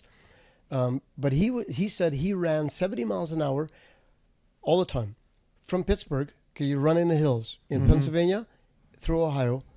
And he said he was running between 12 and 16 miles to the gallon. Oh my Fully word. loaded both ways. Wow. Fully loaded both ways. Wow. I said, how's that possible? And he explained. He gave me a pamphlet on this. You could buy it. It was very expensive, Yeah. but he says you can get it put on your truck. And he said, they guarantee you no less than 12 miles to the gallon. That's U.S. Wow. That's Yeah. 14 miles Canadian. Yeah. If you get those kind of results, obviously, like there has to be a return on your investment. Whatever you put into it, you have to get your return on investment, which is good. But does it have the longevity? Yeah. That's the other thing. Because I was with Peter Charbonneau over the Road magazine, and we were talking. I think it was in Truck World 2016, which is light years because it's old technology maybe that they were using with hydrogen at the time. But they just told Peter at the time that one or two trucks that were doing some stuff with hydrogen on the East Coast, the engines blew because there was instability in it, And there's a stuff lot like of corrogen. yeah. Yep. Yeah, I'm sure because when Yep, you there's a lot of corrosion. when you have hydrogen with oxygen, where obviously is water. Well, he was saying too that if you get any of that stuff onto any metal, it'll corrode that metal Yeah, instantly. they should do, and I think I can't remember, but I'm just going by memory, which is not accurate. But if they would do it ceramic rather than metal, maybe they have a better do. But that means they have to totally gut and Re-engineer and everything. re-engineer Yeah. absolutely everything. But I mean, it can be done. I mean, and I think it will be done. And I think there's a desire to have something new and different for sure in there. But it'll take much more engineering and much more. And I don't think there's going to be one solution. I think there's going to be hydrogen and diesel for this, and hydrogen that for that application, electric for over here, and it'll be a combination of everything for that. But I think we're in exciting times. But to have environmentalists say, no, we're gonna completely eliminate diesel fuel by 2050. Well, come on, somebody's not thinking. And I think one of the worst things that ever came out for the trucking industry, and I don't know if it's malicious or what, is biodiesel, where they have they put what is it? Yeah. Oil or Oil. Is it oil or is it alcohol? No, it's oil. I thought it was corn oil. Corn Yeah. Well, Corn not oil, you're thinking of ethanol. ethanol. ethanol. Okay, but where is it where it's actually they call it biodiesel? Yeah, that's oil. That's oil? Yeah. And what oil It's from cooking what? oil. Cooking oil. Okay, yeah, Yeah. that's what it. Okay, but that creates mold in tanks and stuff. I've had clients. It is horrible. Algae. Algae. That's Brutal. what it is. Sorry. Brutal. Yeah. Yeah, it is brutal, and that algae grows when it's cold, right? Yep. That's what stimulates the growth. Well, it should be banned in Canada. I talked to a driver. He actually got the back of the tank cut off, and they crawled inside there and scraped the stuff out. Oy. My word. Oh, he said you just would have had to grind it out of there. Oh It my was. goodness. He Yeah. had trouble with that for a long time, and they finally ended up opening the tanks and going in there and cleaning it out. Yeah. It's a terrible idea. Yep. And realistically, at least in my opinion, all it does is it makes the canola industry more money. So I guess the canola industry just lobbied the government and said, "Hey, here's another use for our product." In the older trucks, it's fantastic. Older But- being what? Not the urea or the DEF system. Oh, okay. With the DEF system, they run into a lot of problem. First of all, they don't run hot enough, and secondly, everything is so small that it causes a lot of problems. But the older injectors, they'll just push it through. Yeah. See, my truck, as long as it's running, it's fine. Yep. I don't notice any difference. Have you used biodiesel? Well, Yeah. you- You have to, I guess. you In have to. Canada, it's like North North Dakota Dakota has what is it, 8%? Yeah, but they lower that in the wintertime. Canada takes it out completely in the wintertime. Oh, really? Yeah. Yeah. Well, But good. They've had just way too many trucks on the side of the road. In the last 4 years, because of the biodiesel becoming, like there's more and more biodiesel, and I've had more trouble in the last 4 years with my truck, which can just about burn water. Like everybody talks about how bad co-op fuel is. My truck it'll just burn through whatever I put in there, which is good. It's just sturdy, whatever. But the biodiesel has has gelled up on me more than anything else. Yeah. Yeah. And that's over 23 years on the same truck. Yeah. Yeah. So it's kind of obvious. they should I don't ban it know whether I completely. can send anybody a Yeah. bill Yeah. for that. Yeah. Yeah, But it's no, that's it's unfortunate that industries just lobby to have their byproducts or their products being used when it has little to no value, because they basically said it's bio because it's good for the environment. Well, no, it's like canola oil. I mean, our son-in-law is a farmer, and to say that it doesn't burn diesel fuel to harvest canola, that's ridiculous. I believe it's a sham. It's just a lobbying effort to sell their product. Realistically, I don't know. They should, but I mean, I'm glad I'm not in Ottawa. Yeah. Well, I don't have a problem, and I've mentioned this before either. I don't have a problem when our trucks get more efficient. They do better fuel mileage. They do less emissions. That's all fine. I really, I know. I think I mentioned this to you a while back. There was an article I read that. Well, I think it's been years ago already, but they were saying that the new trucks going into California, the exhaust coming out of the truck was cleaner than the air going into the intake. Yeah. The emissions were doing such a good job but I think California was in a bad state at that point, or is the state is in a bad state. I'll just leave that one alone, right? Yeah. But I think that's terrific. But if it's not financially sustainable on all fronts, not just on everyone, but the truck drivers have to pay for it in all their maintenance on these insane. Yeah, but now they got totally unreal in California. They got totally unrealistic deadlines. By such and such a time you have to be all electric. It's just insanity. Yeah. Like they are at some point in time they're going to be so ostracized. The rest of the country is going to just eclipse whatever they do. It's like ridiculous, guys. The numbers are really unsustainable or unrealistic. Probably everybody has seen it, but there was a short little clip that I seen on YouTube the other day. They were interviewing Elon Musk, and he said the numbers that are out there are stupid. He says, if today, by just some miracle, every vehicle coming off of production lines was electric, okay, and no more gas were built, to just go through the phase of phasing out the old ones to all electric would still take 23 years. Easy. Because on average, a vehicle lasts 25 years. So in order to do that, 25 years, well, that's shorter, or that's longer than what the government wants. Yeah. They want in 7 years, like, okay, we can't have gas anymore. What? Yeah. Like you can, And they haven't started upgrading the grid. No, Because in my cul-de-sac, there's 5 of us. Only one of us can have an electric vehicle. Yeah. Well, look Everybody's at power there's goes no down. way. They're already having a shortage in California right now of power. You can't do this and you can't do that, and they shut blackouts and all sorts of.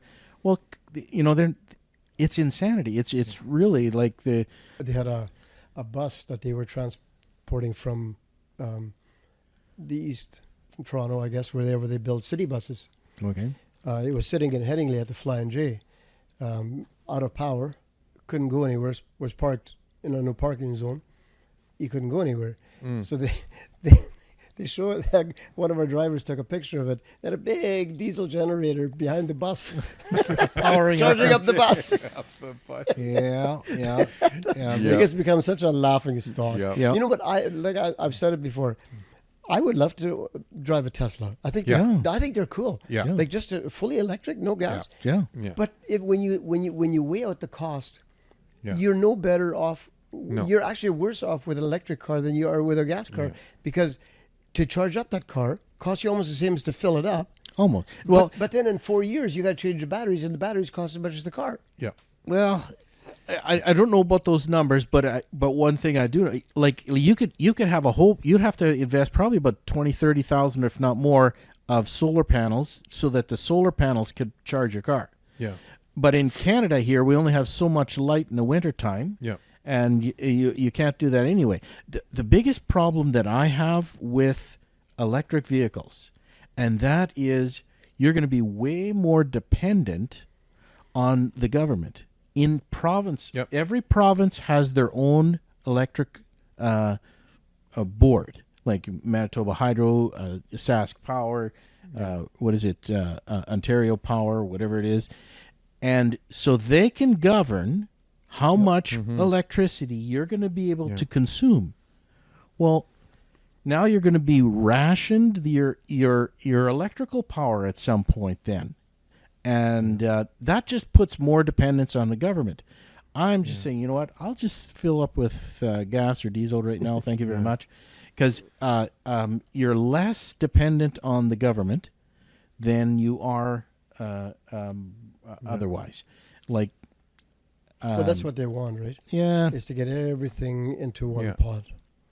And the they government they runs- can't they can't do that. I they're think trying every it. Tesla should come with a tow hitch and a welder in the back that you can just plug in. like a generator. A generator. Keep pulling. You can just drive down the road. Your welder is running in the back there. You remember these old generators? Like they weren't called alternators; they were called generators. Like the tractors had them. Yep. You remember those? They were quite big. I saw a guy had taken a picture. Oh, yeah. He had a pulley that he mounted on the wheel on a belt, and he was driving this generator, which was charging his batteries. Yeah. I don't know.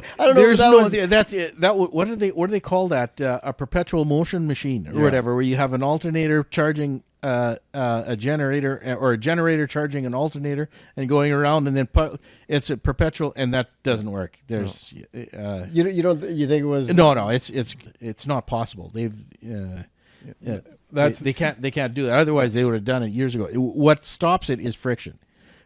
You have you're losing power. You're in losing. there, You're losing. It's Yeah. simply the It's what is just- it? The second law of thermodynamics. Yeah. That would maybe that's not the law that would apply to that, but it doesn't work like that. was- Otherwise, they would have been doing it for generations. But it's a funny concept. I was going down the road just yesterday, and I was thinking, I don't know why I got my head on this, but it was almost like this perpetual thing. I was wondering how much, like on cell phones, some cell phones you've got solar chargers on the backside, right?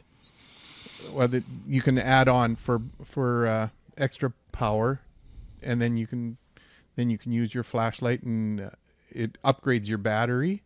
Oh, I haven't seen that. And it's got a solar panel just on so it's the size of your phone. Oh, And I was thinking, I wonder how long, like if you do that, and then you turn the flashlight part on, right? And you'd flash it against another phone that's got a solar panel, and then you'd flash that against, and then you go around in a circle. So they're all charging each other off of their how own. long would it take before everything? I wonder, is, wonder what the difference, whether it's calculable, whether like if you just let it run on its own, it'll go out. yeah. But if you charge, how much you actually much could increase. But sunlight, like the sun rays, they're different than They're different, yes. Yeah, but than a you do flashlight, get yeah. a very small bandwidth from the LED, and But did you It know was that your eyes do not dilate with an LED light? oh really? That's why they look so bright. Because with a normal light, if you look against it, Yeah. your pupils get smaller, Ah. where your eyes dilate. But with an LED light, it doesn't. It stays the same as it is. So when you're driving at night and the guy's got LED lights, they're so ferociously bright Oh, I hate yeah. because your eyes don't. That's what it is. Yeah. Oh, that's another big pet peeve. I think LEDs, I'm sure you've got beautiful vision from the backside going forward. But for the guy coming on, You have to set them properly. I think so. Yeah. 'Cause Nobody sets their headlights properly, and I'm probably one of them. I do. You do? Yep. I have a spot on my door, on my shop. Oh, and That you know exactly. Yep. Where they are? Yep. Good for you. That's shouldn't say too much work, but I don't do that I don't with do that or much without driving air in your bag. anymore. With air in the bags. What was that? Yeah. Depends on where your airbags no, are. do you inflate or deflate your airbags? Oh yeah, that's true. Yep. Yeah, that's for sure. If you want to learn more ways to become a professional independent operator, subscribe to this channel. If you want to support what we do, like, share, and turn on that notification. Thanks for stopping by Making Your Miles Count. For further Making Your Miles Count productions, call us at 877-987-9787 or download us at makingyourmilescount.com.